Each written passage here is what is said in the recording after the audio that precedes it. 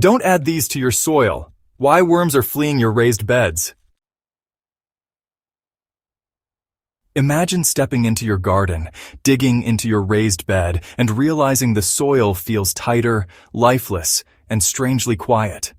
The earthworms that once worked tirelessly beneath the surface, those natural soil engineers, are gone. This isn't just disappointing, it's a warning sign. Something you've been adding to your soil might actually be driving worms away instead of welcoming them. Today on Soil and Crop Central, you'll discover exactly what's causing worms to flee your raised beds and how to restore your soil into a worm-friendly powerhouse of life. Earthworms are vital for every raised bed. They tunnel through the soil, aerating it, breaking down organic matter, and leaving behind castings that act like slow-release fertilizer. But worms are incredibly sensitive. If conditions turn toxic, they don't wait around to adapt, they simply escape. Let's break down the biggest culprits, ingredients and practices that seem helpful on the surface, but actually create hostile conditions that send worms packing. One of the most common mistakes gardeners make is tossing raw kitchen scraps directly into raised beds. Onions, garlic skins, citrus peels, and even fresh potato peels may seem like great additions, but worms see them differently. These foods release strong odors and acids as they break down. In a compost pile, that's fine. There's airflow and time for microbes to work. But in a closed system like a raised bed, the imbalance lingers. Instead of a thriving worm community, you end up with sour-smelling soil and fewer castings. So the solution is actually pretty simple. Never add raw scraps straight to your raised bed. Instead, you want to compost them fully first. A properly composted banana peel or orange rind is completely different from a fresh one, you know?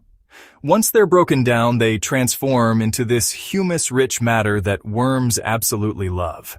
Just think of compost as the universal language of earthworms. Once food is decomposed, they rush in to feed, digest, and improve your soil.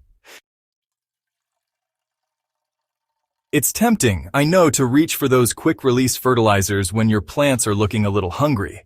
A dash of granules, or maybe a sprinkle of powder, and suddenly the leaves turn greener. But here's the hidden cost. Chemical fertilizers are loaded with salts and concentrated compounds that are actually toxic to worms. These salts dry out worm skin, burn their delicate tissue, and create erratic soil chemistry. Worms really thrive in consistency.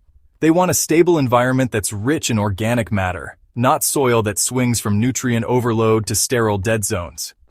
Switching to organic amendments is, well, non-negotiable if you want to keep worms working for you. Instead of synthetic fertilizers, use compost, aged manure, worm castings themselves, or organic blends that improve the soil over time. Worms don't just survive in these conditions, they multiply. You know, many gardeners swear by manure, but honestly, the form you use makes all the difference. Fresh manure, whether it's from chickens, cows, or horses, can heat up quite a bit as it decomposes. This heat, along with high levels of ammonia, actually makes the soil toxic to worms. And, well, pockets of uncomposted manure also tend to compact pretty easily, blocking airflow and creating these suffocating zones. The fix here is actually pretty straightforward. Never add raw manure to raised beds. Always compost it first. Properly aged manure, at least 6 months old, is safe, balanced, and full of nutrients worms can process. When done right, manure becomes a magnet for worm activity, turning into castings faster than almost any other input. Wood ash and lime are often added to adjust soil acidity.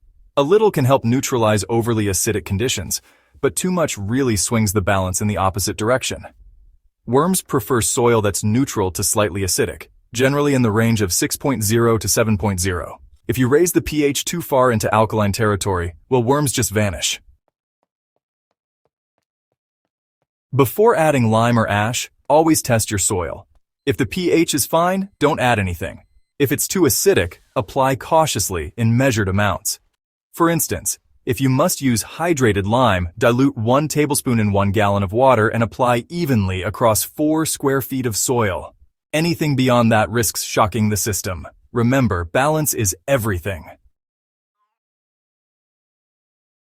Perhaps the worst offender in a raised bed is grease. Cooking oils, butter, leftover dairy, or meat scraps simply do not belong in the soil. Unlike vegetable matter, these materials break down slowly and often go rancid. They attract pests like rats and flies while creating anaerobic pockets, zones without oxygen where worms can't survive. Worms thrive in fresh, breathable soil. Introduce oily residues and their tunnels clog, airflow drops, and the habitat becomes unlivable. Keep raised beds for clean, plant-based organic matter only. If you wouldn't add it to a compost pile designed for worms, don't bury it in your raised bed. You know, even organic materials can cause harm if used excessively. For example, too much uncomposted sawdust ties up nitrogen, starving both worms and plants. Large amounts of coffee grounds can compact the soil, creating dense, soggy conditions. Even grass clippings can mat down, cutting off oxygen. The best strategy is moderation, really. Always mix amendments into the soil instead of layering them in thick mats. And when in doubt, compost first. Composting stabilizes nutrients, balances pH, and makes organic matter immediately accessible to worms. So how do you turn things around once worms have fled? The answer is creating a balanced environment.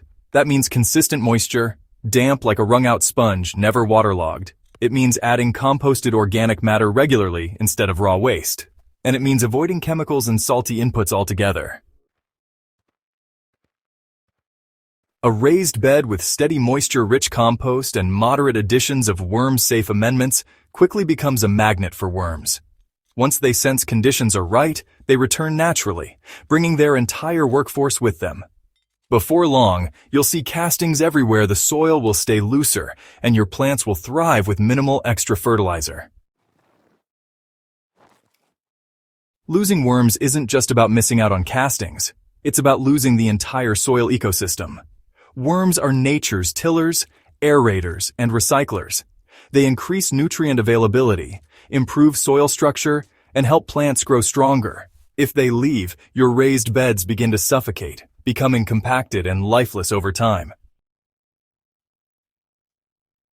But here's the good news. With the right adjustments, you can invite them back. Worms respond quickly to improved conditions. Within weeks of adding compost and restoring balance, you'll notice their return.